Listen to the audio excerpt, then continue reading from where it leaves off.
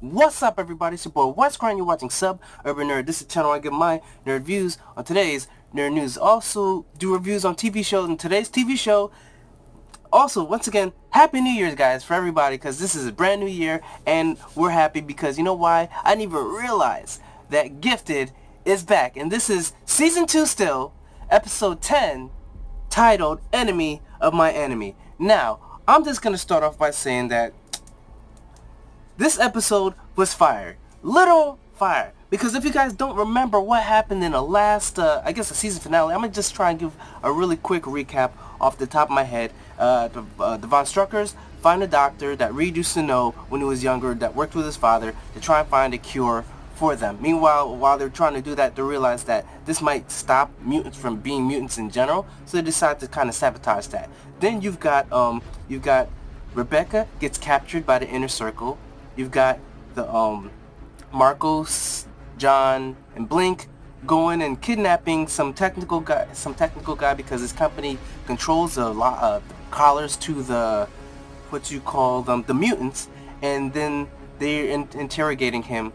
Meanwhile, Rebecca's getting broken out by Andy. Why? Because Andy feels that they're pretty much torturing this girl because she went cray and straight up killed the people in that office. So they're torturing her in a way, or keeping her confined, so she can't use her powers. Then you've got Andy breaks her out. She decides to not break out and leave with Andy, but to try and kill the Inner Circle. Andy tries to stop her, kills her by mistake, so that's done with that. Andy decides to go after that with Lorna and basically shut down all the collars. The dude that was captured by John, Marcos, and Blink gets assassinated by Fade, and then that's when the Purifiers go after them because they found out where they were. And John gets captured, Rebecca's dead, they stop the collars, Von Struckers destroy the lab, and that's pretty much how it gets left. Marcos gets away, but John is captured by the Purifier. Now this episode starts with sort of a flashback of 3 years of when, John, Marcos, and Lorna were still cool, and they made a promise to to always trust each other and always to be there for each other. That's how it goes.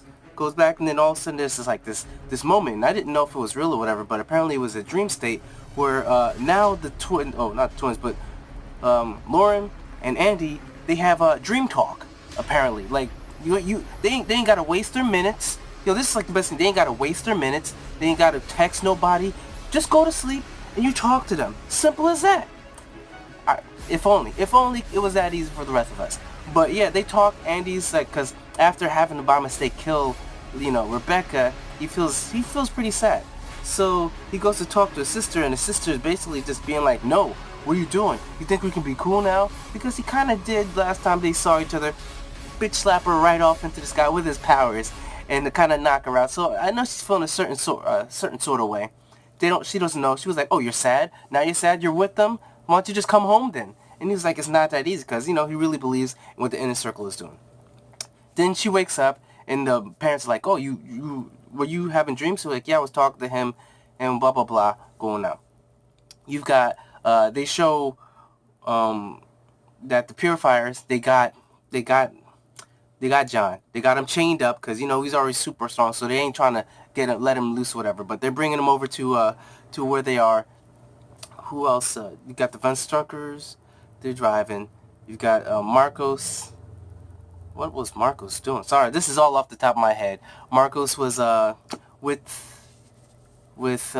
Blink and trying to figure out what's going on. How they're gonna capture get back John, or Proud Star or Thunderbird or whatever. So they come to the idea that they're gonna need the help of the Inner Circle. And nobody wants to do this, Lauren's like, no. Blink's like, no, but except we gotta figure out something. Marcus is the only one that's like, yo, we can't take it literal. It's like, there is no underground anymore. It's literally just them. So he's like, we need to find out where they are. We can't find out where they are.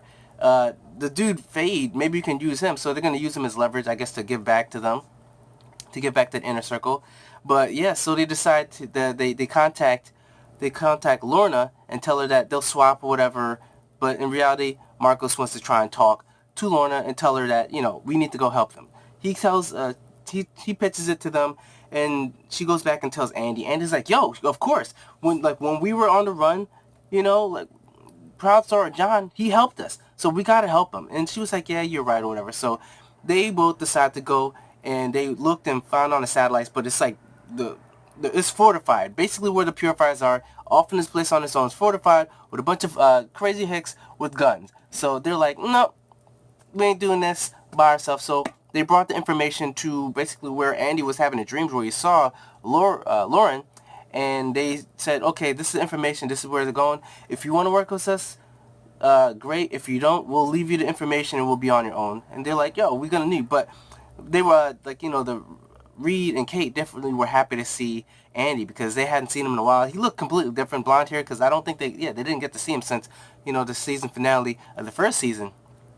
It's surprising, right?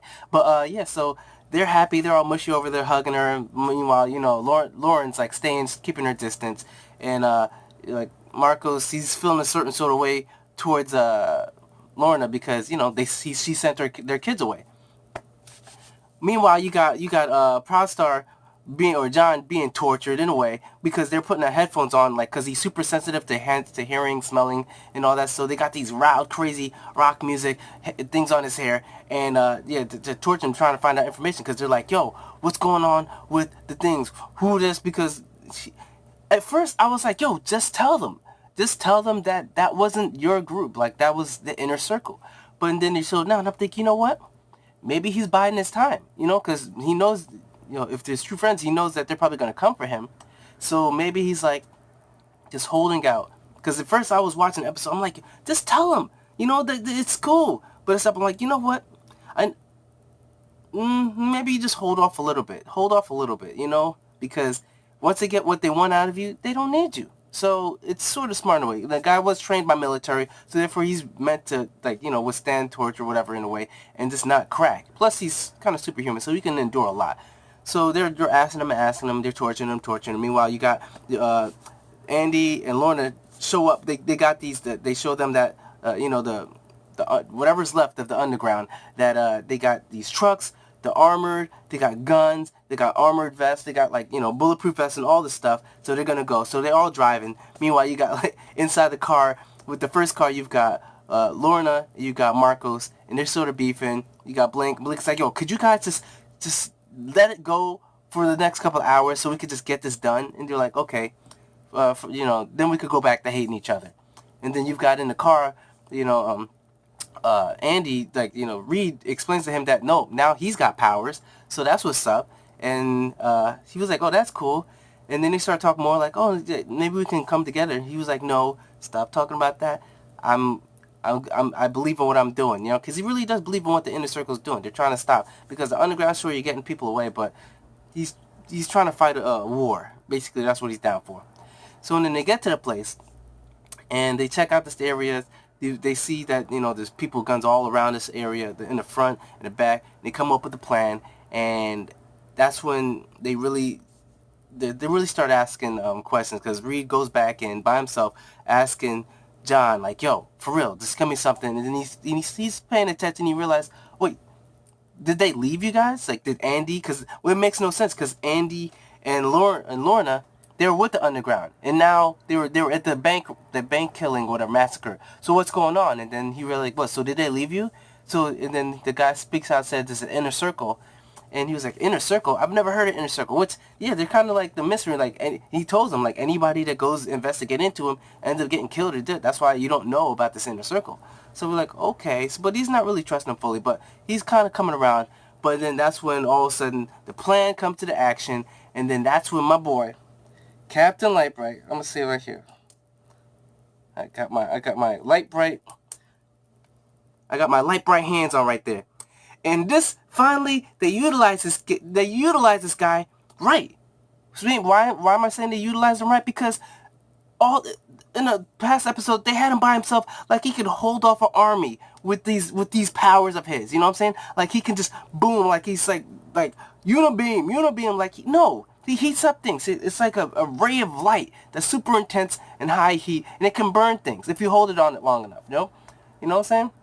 So, he and Lorna work together he's burning the ground, and I think he's burning and heating up the landmines. Because I'm seeing explosions, I'm like, wait a second, you just heat up things, you don't shoot, you explode things. And I'm like, yeah, there was landmines, so he's heating up the ground, exploding the landmines. Then she takes a big tank of gas, which they use probably for energy or something like that, lifts it, drops it, he shoots his beams, blows it up, causing a ruckus. That's when you got Blink, you've got Lauren, you've got Andy rolling the back, this bitch slapping people around. He's just like, yo, just doom boom. She's going, she's learning to use her powers even better because she's making a wall and just pushing it and knocking guys away and all that. And then a guy pops up behind him. Blink pulls a portal and he shoots himself and he drops to the ground. She was like, what just happened? And she was like, I'll explain it to you later. Because, like, I mean, you've seen her powers before. How is it hard to explain? Whenever she opens a portal, wherever it's at, he obviously shot and then it was at him. So, you know, that's how he got hurt. And then that's when Chase rolls up in there, super pissed at John because he thinks he's lying to him, because he was like, I thought you said Lorna and Andy weren't with you guys, and why are they attacking us right now, everybody all together? He was like, I don't know. That's when he gets violent, yo. He straight up takes a shotgun, bow, right in his chest. I'm like, what? Yo, Chase, he at this point breaking limit, because he already told John that he's lost everything. He lost his kid. He lost his wife. He lost his job. He lost people's respect. He's sort of getting it back now, but he pretty much lost his life in general. So he's definitely upset. And now this guy's lying, like, he feels he's lying to him. And John is like, I don't understand. Like, they weren't together like just hours ago, right? I think even though it's been weeks for us, it's been like hours for them. So he just letting off shotgun, bow, bow, bow, bow. I'm like, oh, yo, just, he's being brutal. He was definitely being brutal, because I think at this point he just lost it. He does not care anymore. He has nothing to lose. And that is the worst type of enemy. The enemy that has nothing to lose. And he runs out of bullets for the shotgun. He's about to straight up, he takes a gun, he's about to just straight up clip the guy in the head. And that's when the other dude, the Purifier, is like, whoa, you're being a little too violent, right? Like, you know, because he's seen the guy just start trying to murder a dude, and I guess he's down for it at a distance. When in a crowd, he wants to protect himself. But like when you just have someone and like just murdering, executing them right in front of you, I don't think the guy has kind of like that stomach for it yet. But you know, Chase, he's there for it because he's been in the military. So that's when they're coming up. And the guy grabs him like, yo, no, we gotta go. And then the gun drops, and he puts the Chase out the room. He goes to turn around and grab the gun. That's when, bam, Andy knocks the door, flying him, and the guy gets like pummeled, but he's underneath the door, so they don't see him. And then Andy sees that these people are about to torture them. So then they go, and this is where it kind of failed for me, right? It didn't make sense for them to make their way through the building, to come out the front, to go back to, you know, Lauren and Marcos, because you got Blink with you. Why didn't Blink just open a portal inside and then they go through real quick and come out on the other side of the fence where the trucks were? Or just come out right next to the trucks. You already know that this scene was just done just so they can show you something, and this is what it was. Because when they go out of there, a guy tries to roll up on them from behind with a gun.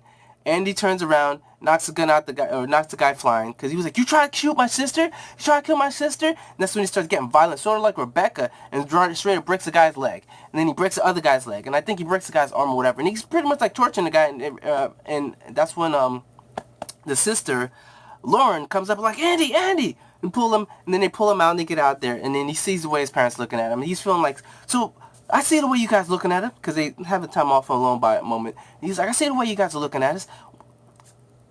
No, and they were like, we love you. We just want you to go. He's like, I'm not coming back. I'm doing something, and there's a purpose. He's like, and he looks at Lauren, and he's like, you think you're better than me? You think you're better than me just because you're doing your thing? And he walks out, and then, you know, that had to be a damn awkward-ass drive. Unless he left them with a truck, which I wouldn't have a problem with, but, you know, most likely he had to bring all the resources back to the inner circle after that. But still, probably going to have a definitely awkward-ass drive home. But, that's how the episode ends in a way, because that's when you see Chase. It's like, oh, they're being vicious. Oh, we're gonna be even worse, and so you know Chase is gonna go down the dark side. The preview for the next episode, you see Lauren training with her powers, because at the end of this episode, she's training the same time Andy's training, and she's going to be kind of losing herself in the next episode. Because if you think about it, her powers could be like, because she can make them super thin, so she could probably make like blades and just chop things up. Like, she could really go OP with her powers if you really try and get creative with it. And that's what I'm looking forward to seeing what they do with her, because like, Andy is kind of like simple. It's kind of like Jean Grey, like construction. You can move things telekinetic.